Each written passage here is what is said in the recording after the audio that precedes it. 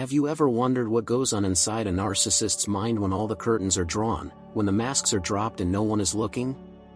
There is a dark and disturbing world that unfolds in these people's most intimate moments, a macabre theater of manipulation, revenge, and self-deception that would be shocking if it weren't so devastatingly real. Recent studies indicate that 1 in 20 people exhibit significant narcissistic traits. This means that, statistically, you have lived with, worked with, or been in a relationship with someone who hides these secret and disturbing behaviors. And the most alarming thing? Many of these people occupy positions of power, influence, and intimacy in our lives. But here's the good news. Today you'll discover not only the 6 most disturbing behaviors that narcissists practice in secret, but also how the ancient wisdom of Stoicism can be your armor against their manipulations. I'll unlock codes in your mind that have remained hidden for years, revealing patterns that you may never have consciously noticed, but that your instincts have always picked up on. This is not just another video about narcissism. It is a journey of personal transformation where each revelation builds your mental fortitude, each insight strengthens your capacity for discernment, and each stoic strategy shields your inner peace against attacks you didn't even know you were suffering. I specialize in Stoic philosophy as applied to mental health, and for years I have studied how great masters such as Marcus Aurelius, Seneca, and Epictetus developed timeless strategies for dealing with toxic personalities and preserving inner serenity. Today, I will share these powerful psychological weapons with you. Get ready for an experience that goes far beyond superficial knowledge. We will delve into the depths of human psychology and emerge with clarity, strength, and wisdom. By the end of this video, you will no longer be the same person. You will have developed a penetrating insight that few possess, and practical tools that will transform the way you relate to the world. So take a deep breath, because we're about to open the first door to a fascinating and disturbing labyrinth. And if this content is resonating with you, leave a like and subscribe to the channel, because the journey is just beginning. First thing, they create grand fantasies of revenge. The first disturbing truth we're going to uncover is perhaps the most shocking of all. While you're sleeping peacefully or concentrating on your daily responsibilities, there's someone out there who's spending precious hours of their life creating elaborate revenge fantasies against you. I'm not talking about an occasional moment of anger, I'm talking about an obsessive, detailed, and systematic ritual. Imagine the scene, a narcissist alone in his room, pacing back and forth, reliving every word you said, every gesture you made, every moment you dared to contradict him or simply failed to give him the attention he believed he deserved. But it doesn't stop there. He begins to build elaborate scenarios of how he's going to put you in your place. These fantasies are not just angry daydreams. They are complete movie productions in his mind. He imagines the exact moment when he will publicly humiliate you, perhaps in front of your coworkers. He visualizes every detail, your expressions of surprise and shame, the reactions of the people around you, the awkward silence that will follow. He mentally savors every second of this imaginary revenge. In more extreme cases, these fantasies involve the complete destruction of your reputation, your relationship, or even your financial stability. The narcissist may spend hours planning how to spread devastating rumors, sabotage your projects, or manipulate people close to you into turning against you. And the most disturbing thing? They take genuine pleasure in these mental torture sessions. What makes this even more alarming is the patience they demonstrate. Unlike a normal person who expresses their anger and then moves on, the narcissist cultivates this resentment like a gardener tends his most precious plants. He nurtures these fantasies daily, refining the details, making them more elaborate and devastating. But here comes the transformative wisdom of the great Stoic masters. Marcus Aurelius, who dealt with traitors and political enemies throughout his reign, left us with one of the most powerful reflections on revenge in his Meditations: the best revenge is not to be like your enemy. Think about the depth of that statement. While the narcissist is consumed with destructive fantasies, you have the power to choose a completely different path. Seneca, another giant of Stoic philosophy, went even further when he taught that holding a grudge is like drinking poison and hoping the other person will die. While the narcissist poisons himself daily with his vengeful fantasies, you can choose the freedom of forgiveness, not as a favor to him, but as a gift to yourself. Stoic philosophy teaches us about the dichotomy of control. You cannot control another person's actions or thoughts, but you do have absolute control over your own reactions and choices. This means that when you suspect someone may be harboring vengeful fantasies against you, your only healthy response is to focus on what is within your control, your integrity, your actions, and your inner peace. In practice, this translates into some powerful strategies. First, watch for signs. Someone who frequently mentions how certain people will pay for what they did, who seems to remember insignificant details of past conflicts, or who takes excessive pleasure when others face hardship may be harboring these revenge fantasies. Second, don't feed the cycle. Narcissists are like emotional vampires. They thrive on dramatic reactions. When you respond calmly, set clear boundaries without aggression, and refuse to engage in power games, you remove the fuel that fuels their fantasies. Finally, practice the Stoic exercise of preemptive forgiveness. Before you even know if someone is planning something against you, mentally release anyone who might have reason to hold a grudge. This doesn't mean being naive or vulnerable, it means being free. But revenge fantasies are just the tip of the iceberg. There is something even more disturbing that happens when narcissists are alone, something that reveals the level of calculation behind every tear, every gesture of affection, every moment of apparent vulnerability. Second thing, they practice emotional manipulation in front of the mirror. If the previous revelation shocked you, prepare yourself for something even more disturbing. There is a secret ritual that narcissists practice regularly, a kind of macabre theatrical rehearsal that takes place in the privacy of their bedrooms, in front of the mirror. They literally practice how to manipulate your emotions. Picture this scene: a narcissist stands in front of a bathroom mirror, trying out different facial expressions like an actor preparing for the role of a lifetime. He practices the puppy dog look he'll use when he wants to generate pity. He practices how his tears should flow, not too fast, so as not to seem forced, but enough to appear vulnerable and trigger the victim's protective instinct. He practices variations of his voice, the slightly shaky tone when he wants to sound emotionally broken, the specific inflection he should use when telling a story where he is the victim, the exact rhythm of the words when he wants someone to feel guilty for hurting him. Every gesture is calculated, every pause is rehearsed, every sigh is a carefully honed tool. What makes this even more disturbing is the coldness with which they analyze their own performances.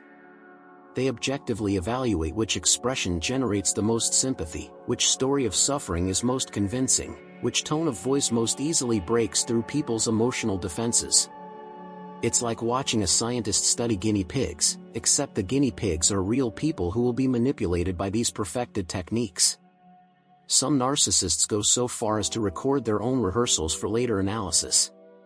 They study their performances like film directors study different takes of the same scene. In this moment, I need to appear more vulnerable. Here, the pause was too long, that expression doesn't convey enough desperation. But perhaps the most shocking aspect is how they catalog their victims' specific emotional reactions. A seasoned narcissist knows exactly what kind of crying works best with your mother, what story of injustice resonates most with your romantic partner, what performance of vulnerability is most effective in the workplace. They have a personalized arsenal for each important person in their lives. This is where Stoic wisdom comes to your rescue. Seneca, who spent time with some of Rome's most manipulative politicians, developed profound insights into the difference between authenticity and performance. In his letters, he wrote, "Nothing is more despicable than a theatrical friendship. Be genuine or withdraw." Stoic philosophy teaches us that true strength comes from simplicity and emotional honesty. While the narcissist exhausts himself by creating ever more elaborate performances, you can find power in authenticity.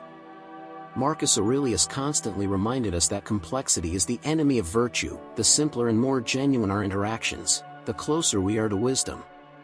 The Stoic concept of prosoche, constant attention to the present moment, is your main defense against rehearsed emotional manipulation. When you are truly present in a conversation, when you are in tune with your own feelings and intuitions, it is much harder to be fooled by emotional performances. In practice, this means learning to trust your first gut impression. If something feels forced, it probably is. If an emotional reaction seems perfectly timed or overly dramatic for the situation, question its authenticity. Remember, genuine emotions are rarely perfectly presented. Also develop the habit of noticing inconsistencies between what a person says they are feeling and their actual body language. Narcissists may be able to consciously control their facial expressions, but they rarely have control over all aspects of their nonverbal communications simultaneously. Practice the Stoic exercise of staying emotionally centered during intense conversations. When someone is having a very dramatic emotional reaction, take a deep breath and ask yourself, does this situation really warrant this emotional intensity? Trust your gut. But if you think rehearsing manipulation is disturbing, wait until you find out how narcissists keep detailed mental files of every mistake you've ever made, patiently waiting for the perfect moment to use that information as a weapon. Third thing, they mentally catalog the error of others. Now let's delve into one of the most sinister aspects of the narcissistic mind, the creation of a meticulous mental archive of every flaw, mistake, or moment of weakness you've ever displayed in their presence.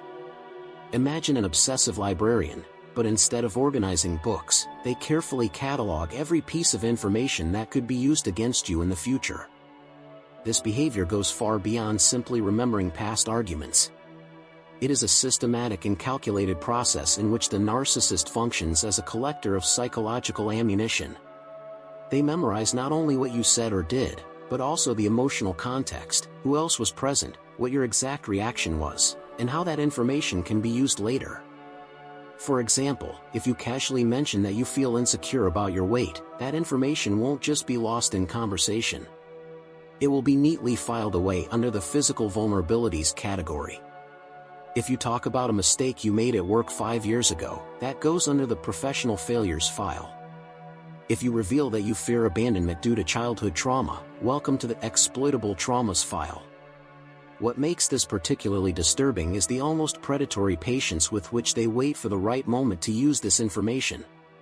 It can take months, even years, until the perfect situation arises, perhaps during an argument where they are losing ground, or when they need to divert attention from something questionable they have done. Then, like a sniper, they select precisely the most devastating ammunition from their mental arsenal. But here's the shocking thing, they don't just remember this information, they refine and exaggerate it over time.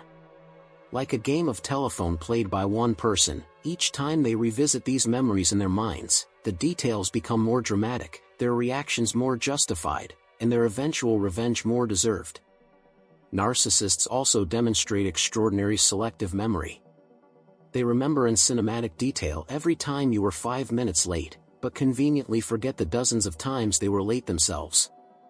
They remember perfectly well when you lost your temper just once in the 5 years of your relationship, but they can't recall their own tantrums from last week. This is where Stoic wisdom becomes an impenetrable fortress for your mind. Epictetus, who knew intimately the experience of being at the mercy of powerful and potentially cruel people, taught us a fundamental principle: it is not events that disturb us, but our judgments about events. Stoic philosophy directs us to a completely different focus. Instead of cataloging the mistakes of others, we develop the habit of constructive self-examination. Marcus Aurelius religiously practiced a nightly reflection where he reviewed his own actions of the day, not to punish himself, but to grow. This practice transforms energy that could otherwise be wasted on resentment into fuel for personal development.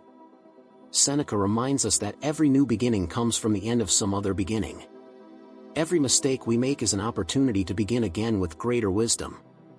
While the narcissist is busy collecting other people's flaws, you could be turning your own flaws into stepping stones to a stronger character. The Stoic strategy for dealing with people who catalog your mistakes is threefold. First, accept imperfection as part of the human condition. As Marcus Aurelius wrote, confess to yourself in the morning, I shall meet today inquisitive, ungrateful, violent, treacherous, envious, uncharitable people. Mentally prepare yourself for imperfections, yours and others. Second, practice strategic transparency. Don't hide your mistakes out of shame, but also don't share them as unnecessary confessions with people who might use that information against you. Wisdom lies in knowing when and with whom to be vulnerable. Third, develop the practice of preemptive forgiveness. When you truly accept that everyone makes mistakes, including yourself, you become less likely to be affected when someone tries to use your past failures as weapons against you. But if cataloging your mistakes already seems invasive, prepare to discover something even more disturbing: how narcissists not only remember reality, but actively rewrite it in their minds, transforming themselves into the heroes of stories where they were originally the villains. Fourth thing, they constantly rewrite their own history. We now enter a territory that challenges our basic understanding of reality. There is an almost supernatural phenomenon in the narcissistic mind, the ability to literally rewrite history, transforming real memories into completely different narratives in which they always emerge as heroic victims or misunderstood protagonists. We're not talking about minor tweaks to our memory or the natural tendency to remember events in a way that's slightly favorable to ourselves. We're talking about a historical revision so radical that it would be comical if it weren't so devastating to the people involved. It's like watching someone edit a movie in real time, cutting out inconvenient scenes, adding dialogue that never existed, and creating completely fictional motivations for their actions. Imagine this scenario: a narcissist flew into a rage, yelled at you for 15 minutes, said horrible and demeaning things, and then slammed the door. In the original version of reality, you were shocked, hurt, and confused. But when he revisits this memory a few days later, the story completely changes. In the rewritten version, he didn't throw a tantrum, he was desperately trying to communicate with someone who refused to listen. He didn't yell, he raised his voice in justified frustration. The horrible things he said became difficult truths that someone needed to finally hear. And slamming the door? Well, that was the only way to keep from saying something even worse. But the rewriting doesn't stop there. Over time, completely fictitious elements begin to creep into the narrative. Maybe he adds that you were intentionally provoking him, or that you said things you never said, or that you had reactions you never had. With each mental revision of the story, more convenient details are added and more inconvenient evidence is removed. The most disturbing aspect is that they don't do this consciously as a deliberate lie.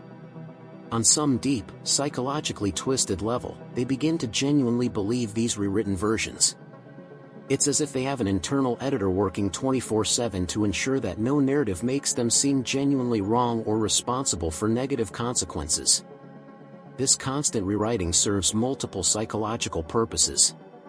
First, it protects their fragile ego from the reality that they may be flawed, cruel, or wrong. Second, it provides constant justification for future behavior. After all, if they are always the victim, any retaliation is automatically justified. Third, it creates a version of reality that they can present to others without feeling shame or guilt. But here comes the transformative wisdom of the Stoic masters, who knew intimately the destructive power of self-deception. Seneca wrote with crystal clarity, "Every new error brings with it its punishment." The punishment of rewriting history is not external, it is the inability to grow, learn, and become a better person. Stoic philosophy places self-honesty as the foundation of all virtue. Marcus Aurelius practiced a brutal form of self-honesty in his meditations, often harshly criticizing himself and ruthlessly acknowledging his shortcomings. Not because he enjoyed punishing himself, but because he understood that only the truth can free us to grow. The Stoic concept of memento mori, remembering that we are mortal, connects us with the urgency to live authentically. As Marcus Aurelius reflected, in the universe, Asia and Europe are but two small corners. If our existence is so brief and small in the cosmic context, why waste it living fictions?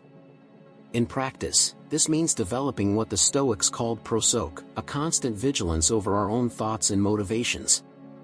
When we catch ourselves beginning to edit a memory to suit ourselves, we stop and ask, what is the real truth here? What really happened? What was my real responsibility? Develop the habit of keeping an objective journal of important events. Not to use it against others, but to keep yourself grounded in reality. When you write down the facts right after a significant event, it becomes much harder for your mind to gradually change the details. Also practice the Stoic exercise of actively seeking evidence that contradicts favorable narratives about yourself. If you see yourself as always reasonable, look for times when you were irrational. If you pride yourself on being patient, remember when you lost your temper. This practice strengthens your relationship with the truth. Cultivate relationships with people who have the courage to be honest with you, even when that honesty is uncomfortable. As Seneca said, a true friend is one who dares to tell you truths you don't want to hear. But if rewriting your own story already sounds like a full-time job, get ready to discover how narcissists also dedicate precious hours of their lives consuming content specifically selected to feed their fantasies of superiority. Fifth thing, they feed on content that confirms their superiority. Let's now explore a behavior that may seem familiar in today's digital world, but which takes on obsessive and disturbing proportions in the narcissistic mind.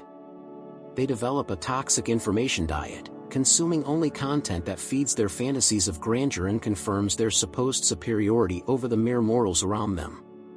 This isn't simply a preference for positive or motivational content.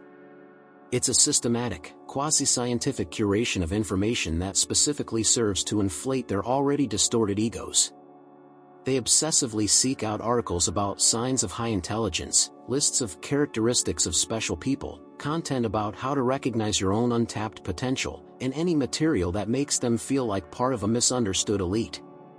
What makes this particularly disturbing is the surgical precision with which they avoid any content that might challenge their inflated self-image. They develop an internal radar that instantly detects any article, video, or post that might suggest they are not as special as they believe. Like a vampire avoiding mirrors, they avoid genuine reflections on humility, personal growth, or accountability. On social media, this behavior manifests itself even more intensely. They only follow accounts that post about success, genius, and natural superiority. They voraciously consume content about millionaire mindset, habits of extraordinary people, or why ordinary people don't understand brilliant minds. Every post liked, every article shared is another dose of artificial validation. But here's the shocking thing. They don't just passively consume this content, they internalize it as scientific evidence of their own greatness. If they read about 10 signs you're smarter than average, they immediately identify all 10 signs in themselves. If they come across an article about people who are natural leaders, they can find dozens of examples of their own natural leadership. This constant feeding of validating content creates a dangerous vicious cycle. The more they consume material that confirms their superiority, the more distorted their perception of reality becomes. They begin to genuinely believe that they are misunderstood because they are too special, that they cannot have deep relationships because other people are too shallow, that they have not achieved the success they deserve because the world is not yet ready for their genius. The cruel irony is that while they are fed content about excellence and superiority, they rarely do the actual work required to develop genuine competencies. They would rather read about traits of successful people than actually develop discipline, read about signs of high intelligence than study and expand real knowledge. Here is where Stoic wisdom offers a powerful antidote to this informational intoxication.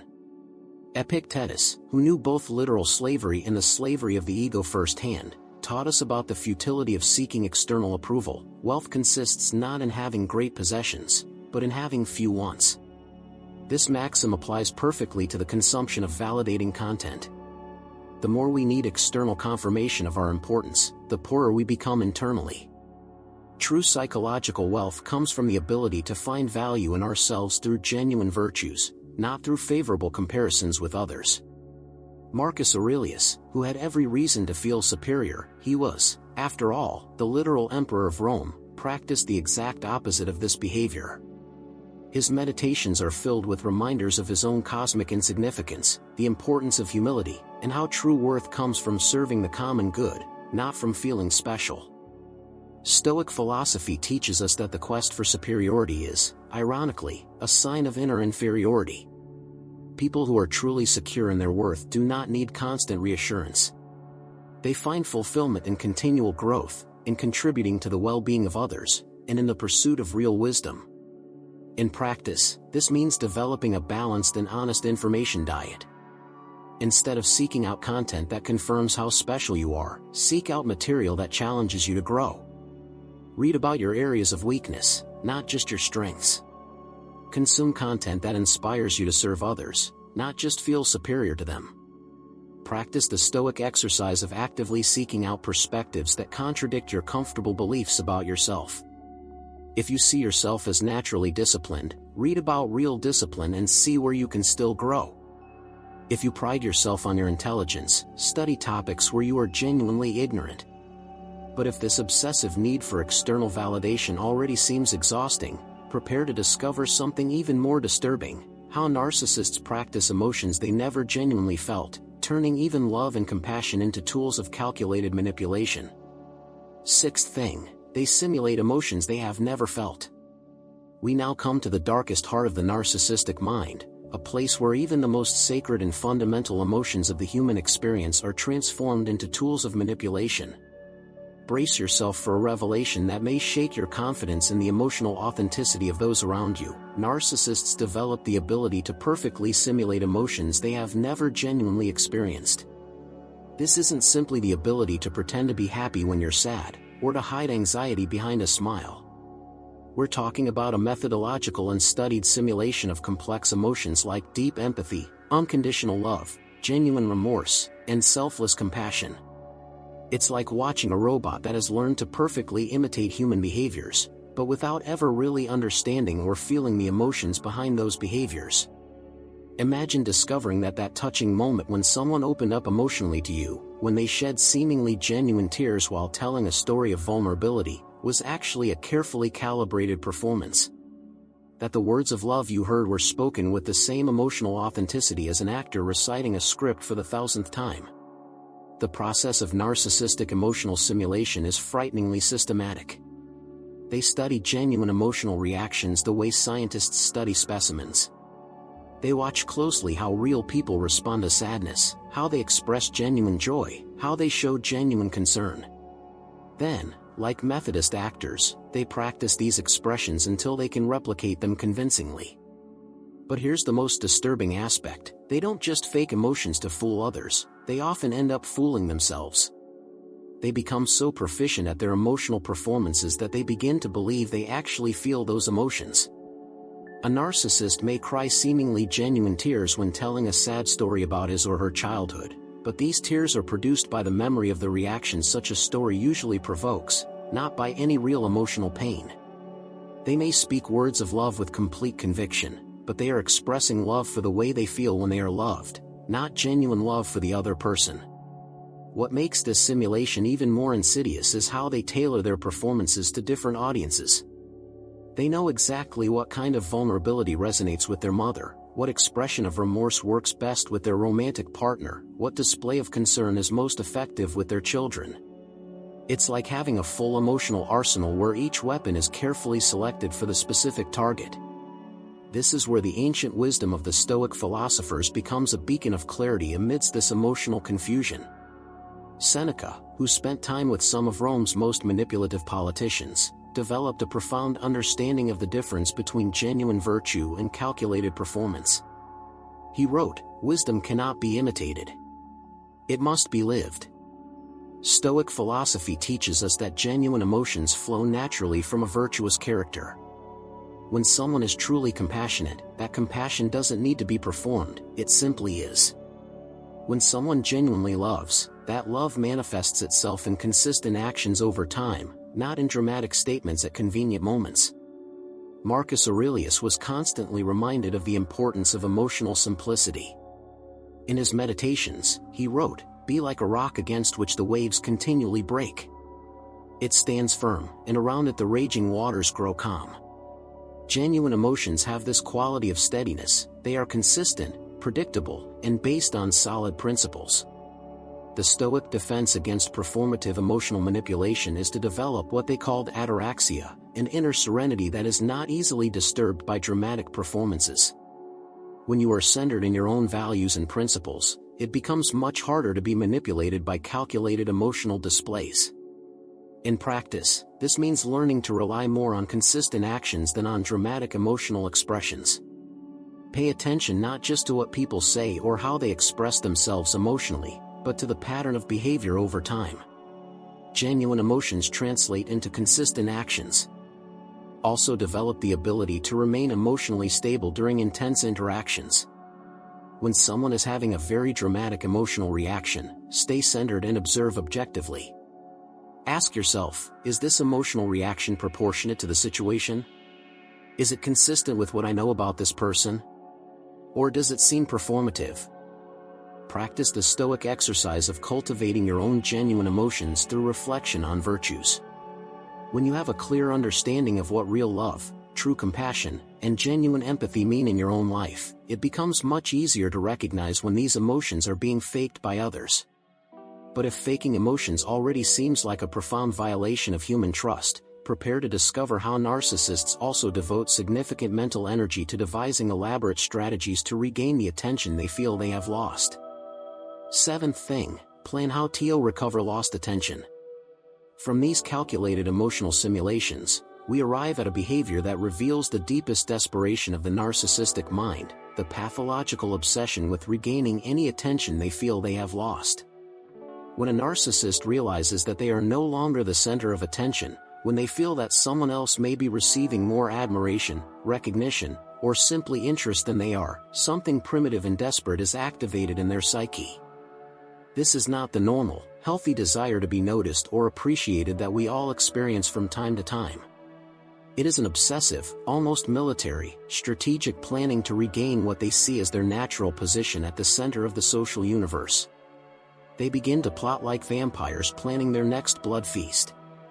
The process usually begins with a cold analysis of the situation.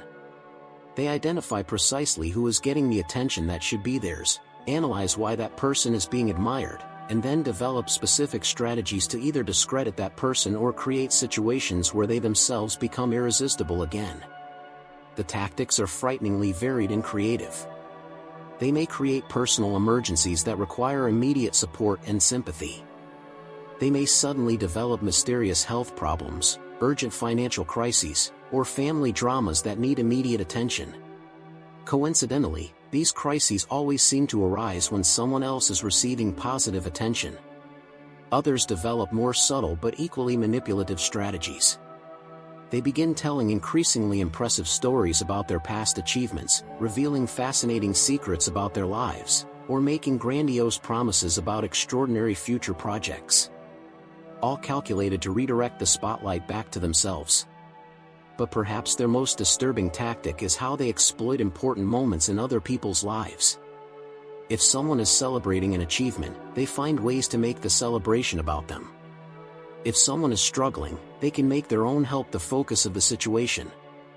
This is where Stoic wisdom offers a revolutionary perspective that can free you from this desperate need for attention. Marcus Aurelius, who had every reason to expect constant attention, deliberately practiced the opposite. He wrote, "Remember that very little disturbs a happy life, it is all within your thought, in your actions according to nature." Stoic philosophy teaches us that the pursuit of attention is fundamentally a form of slavery. When our inner peace depends on the approval or admiration of others, we become prisoners of their opinions and whims. True freedom comes from finding satisfaction in inner virtue, in the peaceful awareness that we are living in accordance with our highest principles. Seneca went even further, suggesting that there is a special dignity in chosen obscurity. It is a beautiful thing to be able to bear poverty with dignity. It is equally beautiful to be able to bear wealth without ostentation. This wisdom applies perfectly to attention. There is something deeply noble in not needing to be constantly noticed or admired. In practice, this means developing what the Stoics called autarky, emotional self-sufficiency. When you find genuine satisfaction in contributing to the well-being of others, in growing as a person, and in living according to your values, the need for outside attention naturally diminishes. Learn to recognize manipulative attempts to get attention by observing the timing. When someone consistently develops meltdowns or makes dramatic revelations precisely when attention is focused on someone else, it is rarely a coincidence. Practice the Stoic exercise of finding joy in silent contribution. Do good deeds without expecting recognition, help others without advertising your help, develop skills for the pleasure of growth, not for the admiration they may generate. Most importantly, cultivate relationships with people who value substance over drama, who celebrate genuine achievements in others, and who find contentment in simple but meaningful lives. But if the strategies to regain attention already reveal the fragility behind the narcissistic mask, get ready to discover something even darker: How they secretly nurture hopes about the failure of successful people. Eighth thing, they fantasize about the failure of successful people. We now enter particularly dark psychological territory, where we discover that the narcissistic mind not only seeks its own elevation, but actively desires and fantasizes about the downfall of others. There is a secret and disturbing pleasure that narcissists derive from imagining the failure, humiliation, or ruin of people they consider more successful than themselves. This isn't ordinary envy or even healthy competitiveness.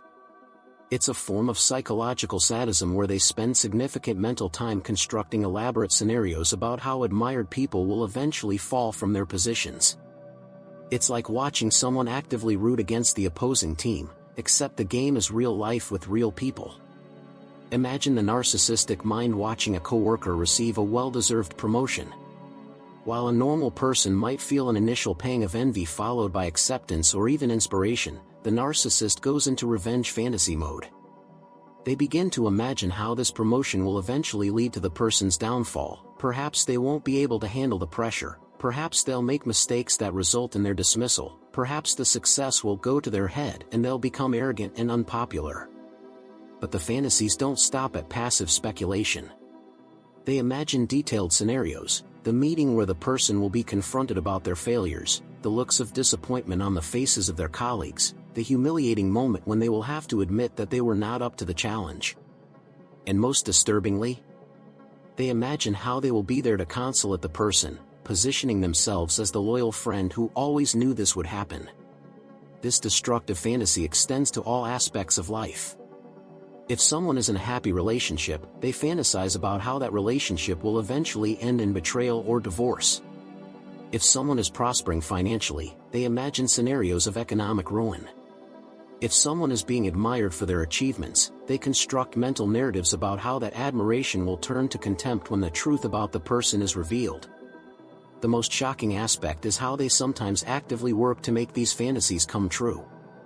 Not through obvious sabotage, but through subtle comments that plant seeds of doubt, through superficial support that actually undermines a person's confidence, or through the careful propagation of concerns that gradually erode someone's reputation. Here's where Stoic wisdom offers a powerful antidote to this psychological toxicity. The concept of amor fati, love of fate, teaches us not only to accept our own lot, but to find peace with the prosperity of others. Marcus Aurelius wrote, "What does not benefit the hive cannot benefit the bee." This revolutionary perspective suggests that when others genuinely thrive, it strengthens the entire social fabric of which we are a part. The success of people of integrity creates more opportunities, inspires more excellence, and contributes to a world where virtue is rewarded. Seneca went even further, suggesting that envy is a form of self-torture. It is foolish to be unhappy today because you may be unhappy tomorrow. When we fantasize about the failure of others, we are actively choosing unhappiness in the present based on events that may never happen. The Stoic practice for overcoming this destructive tendency is to develop what they called sympathy, a genuine identification with the well-being of all humanity. When you truly understand that we are part of an interconnected community, the success of others becomes a cause for celebration, not resentment. In practice, this means consciously celebrating the achievements of others, even when you're struggling. Practice gratitude not just for the good things in your own life, but for the existence of goodness and success in the world. When you find yourself feeling envious or wishing someone else would fail, stop and ask yourself, how can I turn this negative energy into motivation for my own growth? Use the success of others as inspiration and evidence that achievement is possible. But if fantasizing about other people's failures already reveals the depth of narcissistic insecurity, prepare to discover how they also maintain multiple versions of themselves, like actors playing different roles for different audiences. Ninth thing, they cultivate multiple false identities. We now come to one of the most disturbing revelations about the narcissistic mind, their ability to maintain multiple, completely different identities, like a professional actor who never breaks character because he never had a true self to begin with. They are social chameleons who change not only their behavior but their fundamental personality depending on who is watching. This isn't the normal social adaptation we all make, being a little more formal at work or more relaxed with close friends. we're talking about completely contradictory identities held simultaneously, each carefully constructed to extract maximum benefit from different groups of people. Imagine discovering that the same person is simultaneously the ambitious and ruthless executive at work, the devoted and humble son to his parents, the sensitive and vulnerable romantic partner, the rebellious and adventurous friend, and the wise and selfless mentor to younger acquaintances. Each of these identities is developed with cinematic depth, consistent backstories, seemingly genuine values, even distinct mannerisms and speech patterns. What makes this even more disturbing is how they keep these identities separate. They develop an almost supernatural ability to compartmentalize, ensuring that people from different aspects of their lives never meet or compare notes. When this inevitably happens, they have explanations ready for any inconsistencies, usually blaming misunderstandings or recent personal changes. Each identity comes complete with its own collection of selective memories. Like the ruthless executive, they remember only their difficult but necessary decisions. Like the devoted son, they recall only moments of sacrifice for the family. Like the sensitive partner, they retain only memories of vulnerability and emotional care. But here's the most shocking aspect: they don't do this consciously as calculating liars. On some deep level, they actually believe in each of these identities when they're playing them.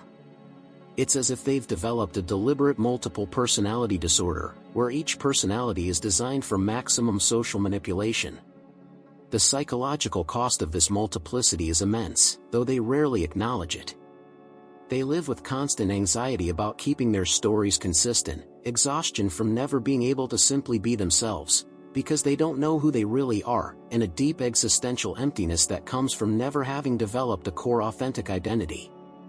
Here comes the transformative wisdom of Stoic philosophy on integrity and authenticity.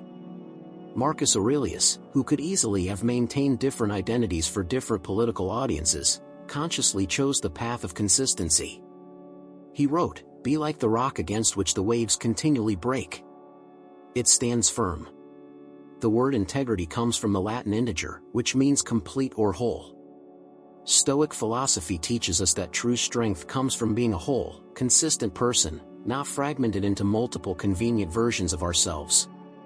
Seneca emphasized that authenticity is liberating. Nothing is more miserable than a vacillating mind that is always changing direction. When you know who you are and stay true to these core principles, you don't need to waste energy maintaining multiple masks. The Stoic practice of developing authentic identity begins with deep self-awareness. Dedicate regular time to reflect on your core values, your genuine virtues, and your non-negotiable principles. These become your internal compass, guiding how you behave regardless of the audience. Practice consciously being the same person in different contexts. Of course, you can adjust your tone or level of formality, but your core values, honesty, and integrity should remain consistent. Develop relationships where you can be completely authentic. When you have people in your life who know and accept who you really are, it becomes much harder to lose yourself in false performances for others. Notice inconsistencies in other people, not to judge them, but to protect yourself from manipulation. When someone seems to be completely different people in different contexts, this is a major red flag. But maintaining multiple identities already seems like exhausting work. Get ready to discover the final and perhaps most destructive behavior: how narcissists develop elaborate justifications for every harmful action they commit. 10th thing, they internally justify all their harmful behaviors. We now come to the deepest and perhaps most destructive core of the narcissistic mind, an internal system of justifications so elaborate and impenetrable that it turns even the most cruel and harmful behaviors into heroic or, at the very least, completely justified acts. It's like discovering that someone has an internal lawyer working 24 hours a day to make sure they're never found guilty of anything. This system of self-justification goes far beyond simple denial or occasional rationalization. It is a complex psychological architecture that reconstructs reality in real time to preserve the image they have of themselves as fundamentally good, misunderstood, or even morally superior people. When a narcissist yells at someone until they cry, the internal justification is not "I lost control" or "I misbehaved." Instead, the narrative becomes, "Someone finally heard important truths, it was the only way to break down this person's defenses," or sometimes you have to be tough to help someone grow. The crying victim is not seen as someone who is hurt, but as someone who is finally processing necessary truths. When people deliberately lie to gain an advantage, their internal justification turns the lie into a necessary strategy. People weren't ready for the full truth, it was for the greater good, or everyone does it, I'm just more honest about it. The lie is no longer a lie, it's strategic communication or protecting other people's feelings. When they betray someone's trust, their internal narrative turns them into victims of others' unrealistic expectations. They expected perfection from me, I never promised to be holy, or if they really knew me, they wouldn't be surprised. The betrayal becomes evidence of the betrayed person's emotional immaturity, not their own lack of character. The most disturbing aspect is how they not only justify past actions, but use those justifications to authorize even worse future behavior. Each successful rationalization becomes a precedent for the next transgression.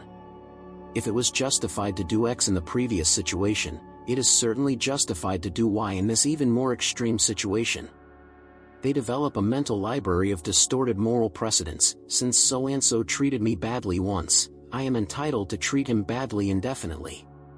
Since so-and-so did not appreciate my help, I am under no obligation to be nice to him. Since so-and-so questioned my decision, he deserves the consequences. But here is where Stoic wisdom offers a revolutionary alternative to this prison of self-deception. Seneca, who had every reason to justify questionable behavior as an advisor to Nero, chose the brutal path of self-honesty. He wrote, "Each new day is an opportunity to examine our conscience without mercy." Stoic philosophy places personal responsibility as the foundation of all virtue. Marcus Aurelius practiced a form of self-examination that would be impossible for a narcissistic mind. He constantly searched for his own faults, questioned his motives, and took responsibility for the negative consequences of his actions. The Stoic concept of prosoche, vigilant attention, applies especially to monitoring our own justifications. When we catch ourselves creating elaborate explanations for behaviors that have hurt others, this is an important warning sign. The Stoic practice for overcoming destructive self-justification begins with what Epictetus called the discipline of desire, constantly questioning whether our desires and actions are aligned with genuine virtue or merely personal convenience. Develop the habit of regularly asking yourself, if I had to explain this action to a child, or to someone I deeply respect, what would I say? Could I maintain the same justification? This simple check eliminates many weak rationalizations. Practice taking responsibility even when there are mitigating factors. Instead of looking for excuses, look for lessons learned. Instead of explaining why something wasn't your fault, focus on what you can do differently in the future. Cultivate relationships with people who have the courage to question you respectfully when your justifications seem flimsy. As Seneca said, a true friend is one who has the courage to show us our mistakes. Most importantly, develop the practice of genuinely apologizing when you hurt someone, regardless of their intentions or justifications. The ability to say, "I was wrong, I'm sorry, and I'll work to not do it again," is one of the clearest signs of emotional maturity and strength of character. Now that we've uncovered the 6 most disturbing behaviors that narcissists secretly practice, it's time to integrate all this knowledge into a transformative understanding that will forever change how you navigate the world of human relationships. Let's take a moment to breathe together. You've just embarked on an extraordinary journey through the darkest territories of human psychology, and if you've made it this far, it means you have the courage to face uncomfortable truths about human nature. Most importantly, you now have unlocked codes that very few people have access to. Let's quickly recap the 6 disturbing behaviors we uncovered: grandiose revenge fantasies that consume hours of their lives, manipulative rehearsals in front of the mirror, mental cataloging of their mistakes for future use, constant rewriting of their own stories, obsessive feeding of validating content, and faking emotions they never genuinely felt. In addition, we explore how they scheme to regain attention, fantasize about other people's failures, cultivate multiple false identities, and justify all of their harmful behaviors. But here's the real transformation that happened during this journey. You didn't just learn to identify toxic behaviors, you discovered how the ancient wisdom of the great Stoic masters can be your armor against these manipulations. Marcus Aurelius, Seneca, And Epictetus didn't just observe these patterns 2,000 years ago, they developed timeless antidotes that work perfectly in our modern world. You now have practical tools, the ability to stay centered in the face of emotional manipulation, the wisdom to focus on what is within your control, the strength to maintain your integrity even when others play dirty, and the serenity to not be affected by destructive psychological games. But knowledge without application is just intellectual entertainment. Your true transformation will begin when you step out of this video and start applying these insights to your real life. Start by observing the patterns around you with this new lens of clarity. Practice the Stoic strategies that resonate most with you. Develop more authentic, healthy relationships. If this content impacted you the way I believe it did, please leave a like so that more people can have access to these life-changing revelations. Subscribe to the channel and turn on notifications, because this is just a small sample of the practical wisdom we share here. In the comments, share which revelation shocked you the most or which Stoic strategy you plan to implement first. Your experience may help others who are on this same journey of discovery and growth. Remember, you now see what most people cannot. Use this vision wisely, compassionately, and always toward your own growth and well-being. Until the next video, stay strong, stay wise, and stay free.